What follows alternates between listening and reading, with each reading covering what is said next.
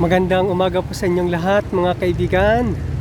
Ayan, welcome po sa aking channel. Ako po ulit ito ang inyong host, ang inyong kaibigan si Kuya Daysan.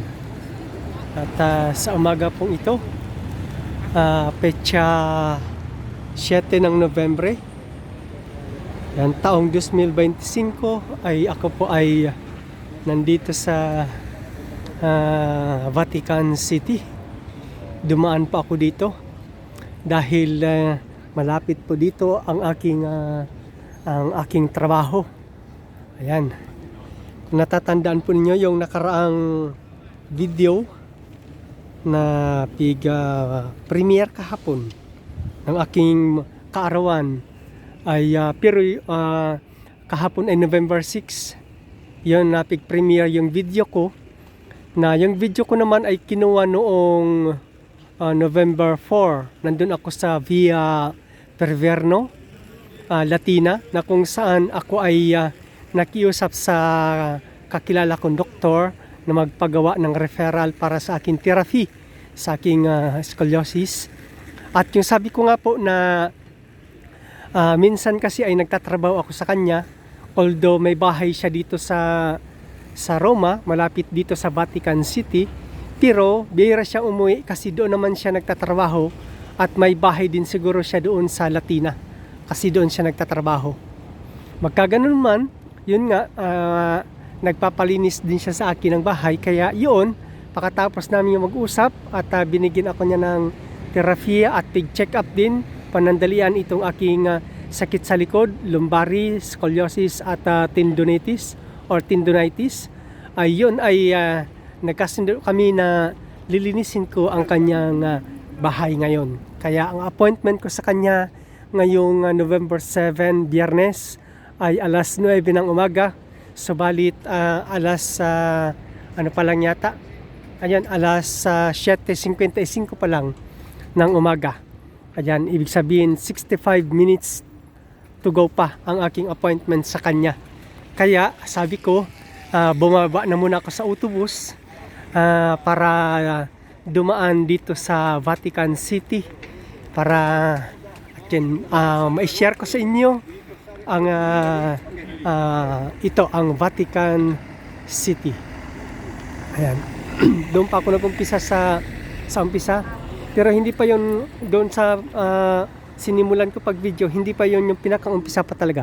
Doon pa talagang pinaka-umpisa. Sa dulo kasi ay nandun ang Castello di San Angelo. Ayan. Nandun ang castle. Castello di San Angelo. Ayan po mga kapatid. Ayan. Ito lang po. Ayan, nandito pa ako sa Vatican City. Ang araw po ngayon ay Biyernes, Friday, November 7. The time now is 8 o'clock in the morning. Ayan, papunta po ako doon. Hindi ko po alam kung hanggang ilang minutes para makarating ako doon. Dinadahan-dahan ko lang po ang aking paglakad. Ayan, bali nakaka 3 minutes and 58 seconds. Yan, 4 minutes na. Kaya di ko alam kung ilang minutes pag nakarating na ako doon sa mismong Vatican, doon mismo sa pinakang sentro, sa center of St. Peter's Square, doon sa St. Peter's Plaza or St. Peter's Square. Ayan po.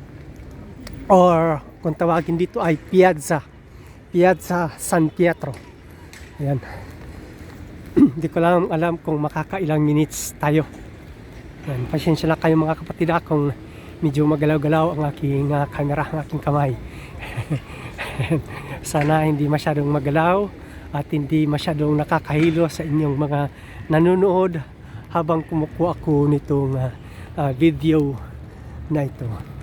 At siya nga po pala mga kapatid, dito ililipat ko lang, iikot ko lang ng panandalian ang camera sa bandang kaliwa nito, kasi nais ko lang pong i-share din sa inyo, kasi dumating ako dito sa Italia ay December 2009.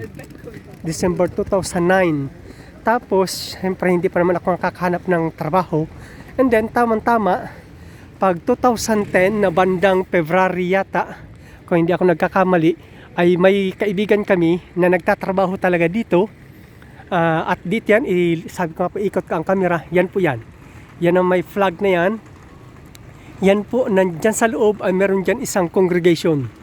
Ayan, isang congregation na kung hindi ako nagkakamali, nakalimutan ko ng Palazzo Cardinale. Yan palang ano na yan ang building na yan, Palazzo Cardinale. Tapos yan sa loob ng Palazzo Cardinale, meron dyan isang congregation. Subalit hindi ko na natandaan yung congregation. Basta natatandaan ko lang yung administrator, si Father Giswap. Yan, Father Giswap. Tapos kung hindi ako nagkakamali, ang founder ng congregation, si Father Jordan. Ayan, kung hindi ako nagkakamali. Tapos yun nga po, yung sinasabi ko, ako po ay nagtrabaho dyan sa loob. Ako ay nag-sub. Kasi tamang-tama yung kaibigan ng aking mahal na asawa, si Sonia, ay nagtatrabaho dyan. Tapos siya ay uuwi ng Pilipinas. Kailangan naghahanap siya ng sub. Yung magsasub sa kanya, magsusubstitute. Tama-tama, hindi wala pa dahil karating ko pa lang naman, hindi man ako nakahanap kaagad ng magandang trabaho, ay nagtrabaho ako dyan. Yata, kung hindi ako nagkakamali, ay halos nakadalawang buwan din yata ako nagtrabaho dyan, o dalawa kalahati, mga ganyan. Hindi ko na masyadong tanda. Magkaganon man, napakagandang experience na nagtrabaho ako dyan sa loob, kasi dyan sa loob, meron din dyan po ng mga paintings ni Michelangelo. Meron din po dyan ng mga paintings. Hindi ay di ba dito sa loob, mga paintings dyan sa loob ng Basilica ni St. Peter, ay nandyan ang mga napakagagandang, napakasikat na mga paintings ni Michelangelo. Tapos doon din sa trabaho ko, nandun din. Meron din doon. Tapos isa pa sa napakahalaga at nakakatuwa at mapagpalang eksperyensya doon sa pagtrabaho ko doon sa Palazzo Cardinale, dahil doon sa congregation na yun, doon ipinagkatiwala ang sutana na kauli-uliyang suot ni Pope John Paul II. Yun ang suot niya nung siya ay sa kanyang huling hininga. Ayan. Doon ipinagkatiwala sa palasyo na yun. Or pag sinabing palasyo ay building. Doon sa building na yun. Sa congregation na yun, na nandun sa building na yun, sa kanila ipinagkatiwala. Kaya, pag naglilinis ako, pag dumarating na ako, siyempre gumagamit naman ng hover. Ayan, o spera pulveri ang tawag dito. Pag nadating ako doon ay tumatayo ang aking balahibo. Ayan, kasi doon naka-display ang sutana ni Saint John Paul II. Noon, nung magtrabaho ako dyan, hindi pa siya na-canonized. Hindi pa siya na-canonized. Kaya yun. Kaya isang malaking eksperyensya na aking naranasan nung magtrabaho ako dito sa Vatican City. Ayan po mga kapatid. Nandito na po tayo ngayon sa Vatican City. Makulimlim ang panahon. Makulimlim ang panahon ngayon. Makulimlim. Ayan. Nandito tayo. Kaya lang hindi nga tayo makakapasok. Kasi, tsaka isa pa, hindi ako papasok doon sa Basilica. Kasi sobrang haba ng pila niyan. Ay sobrang haba. Kung makikipila ako dyan, kung ang oras ngayon ay alas 8, makapasok ako niyan dyan, mga alas 11 na. Ayan. Mga alas 11 na. Tapos makakalabas ako, malilate na ako sa aking trabaho. Yan, magkaganon man, maraming salamat sa inyo panunood mga kapatid. Ito yung mga galing na dun sa loob. Mga galing na sa loob. Pero ako pili naman dumaan. Kaya lang hindi na tayo makakalagay dun sa doon. Tapos parang doon sa gitna, sa may poste na yun, parang may barikada na. Palagay ko gumagawa na ng Belen. gumagawa na ng Belen kasi di ba ano na ngayon ay November na. Tapos sa December kaya gumagawa na sila ng Belen. Kaya mayroon na ng barikada. Ayan. Dadaan tayo dito. Total naman, ang trabaho ko pala ay nandun sa gilid. Nandun sa gilid. Tama-tama naman. Kaya lalakad ako papunta doon. Ayan. Lalakad po ako. Mga kapatid, maraming salamat po sa inyong lahat. Ayan. Sa inyong panonood. Ayan o, ang lalaki. Ang lalaki ng mga poste. Ayan, ang lalaki ng mga kolom. Ayan, ang lalaki ng mga kolom. At tapos yan, meron din doon ginawa na parang permanente na pala. Kasi ang nandyan, dati yung yung posta, ang nandyan dati ay ano lang, isang sasakyan, temporary. Ngayon, ginawang ganyan. Siguro ano na yan dyan. Although temporary din yan, hindi naman yan talaga dyan na yan. Pero, ibig sabihin, sadyang maganda na. Ginawa na ng maganda. Ayan. Gigit na tayo ng kaunti para maganda-ganda ang view. Ayan po mga kapatid. Maraming salamat po sa inyong lahat. Nakaka 11 minutes na po tayo. Maraming salamat po. Maraming salamat sa inyong lahat. Ayan, i-zoom natin ng kaunti. So zoom natin ng kaunti. Ayan. Ayan o.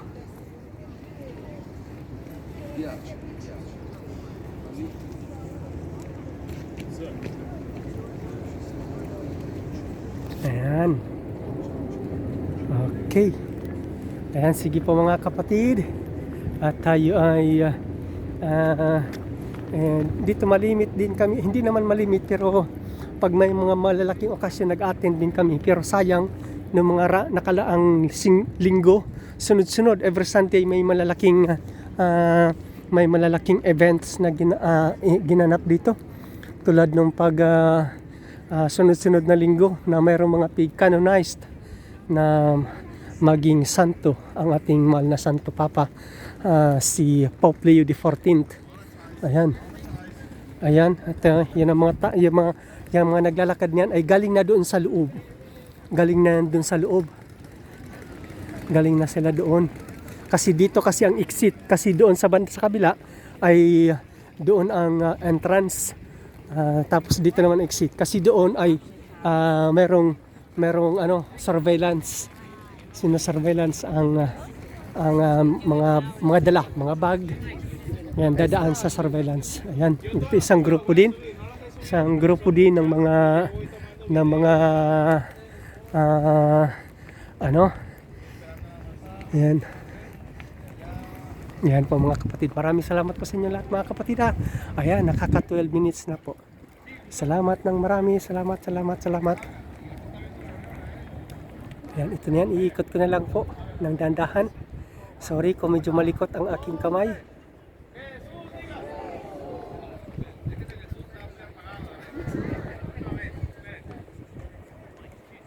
Ayan, makulimlim ang panahon. Ayan, kaya medyo ang ating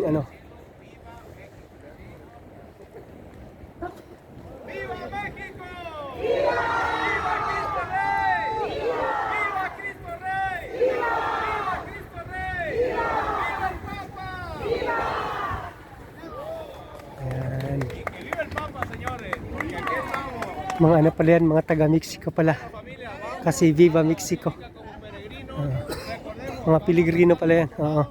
Ayan, isang grupo ng mga Pilgrims. Ayan. Salamat po mga kapatid. Ito na, end na po tayo. Salamat po, bye bye and God bless po. Ito pa ang inyong Kuya Desan. Salamat po.